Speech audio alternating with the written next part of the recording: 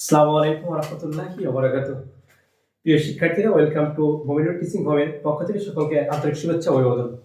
এই ভিডিওতে তোমাদের আহ, নবম এবং দশম শ্রেণীর জন্য নয়, সকল ক্লাসের জন্য একটি গুরুত্বপূর্ণ বিষয় আলোচনা করতে যাচ্ছি। তো বেশি কথা না বলেই আমরা সরাসরি মূল ভিডিওতে চলে যাচ্ছি।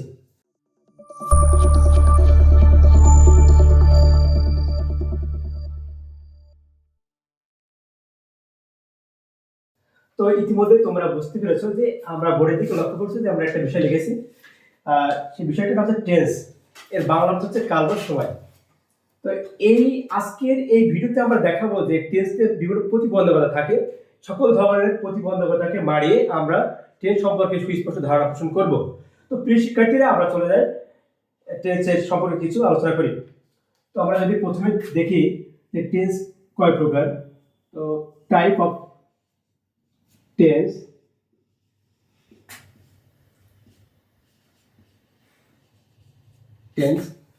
তো শুরুতে আমরা first point, tense name is present tense.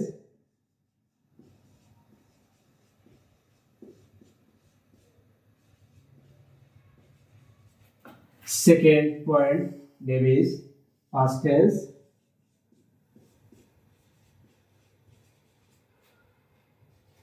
At last আবার যে সেন্টেন্সটা লিখব সেটা হচ্ছে ফিউচার টেন্স।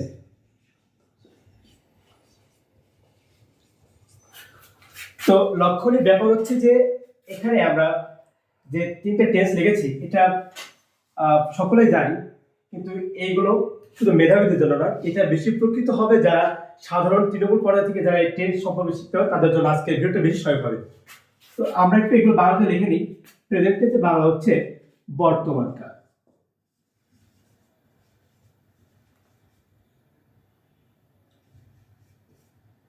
পাস্ট টেন্স অতীতকাল,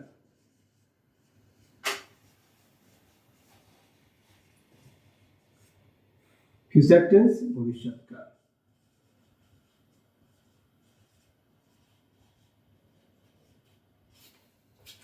মোটামুটি আমরা টেন্সের প্রধান যে তিনটা টেন্স আছে তার প্রকার যেগুলো আমরা জেনে গেছি। তো আমরা রেখেছি প্রেজেন্ট টেন্স মানে বর্তমানকাল, পাস্ট টেন্স মানে অতীতকাল, আর ফিউচার টেন্স মানে ভবিষ্যৎকাল। তো এই টেন্সগুলোকে আমরা যদি একটু বাংলা প্লাস ইংরেজিটা যদি জেনে নিই তাহলে আমাদের বুঝতে সুবিধা হবে।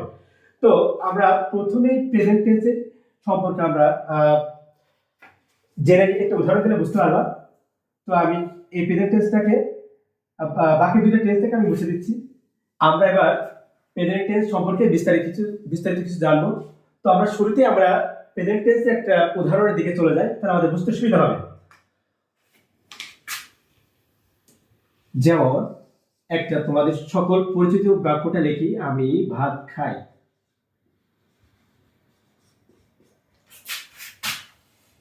লক্ষণীয় ব্যাপার হচ্ছে যে প্রেজেন্ট টেন্স মানে বর্তমান কাল।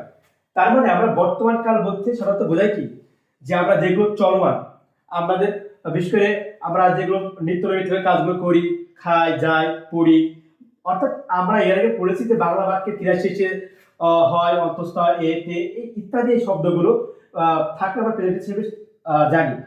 কিন্তু আমরা একটা দেখতে পাচ্ছি, যদি আমরা সেটা রুলস ফলো করি, আমি ভাত খাই, এখানে লাস্টের শব্দটা হচ্ছে কি খাই। খায়ের সাথে যদি রস্বই থাকে সাধারণত, তো আমরা একে আমরা বলবো প্রেজেন্ট টেন্স, কারণ এটার সাথে বাংলা বাক্য জানার ক্ষেত্রে এটা বলে সুবিধার্থে আমরা একটা লাস্টের শব্দ দেখে আমরা ইন্ডিকেট করতে পারবো। তো এখানে দেখো আমরা এই প্রেজেন্ট টেন্সে আমরা যদি এটা ট্রান্সলেশন করি, তো এখানে হবে আই ইট রাইস। এর আগে আমাদের একটা যে বিষয়টা জানা দরকার সেটা হচ্ছে যে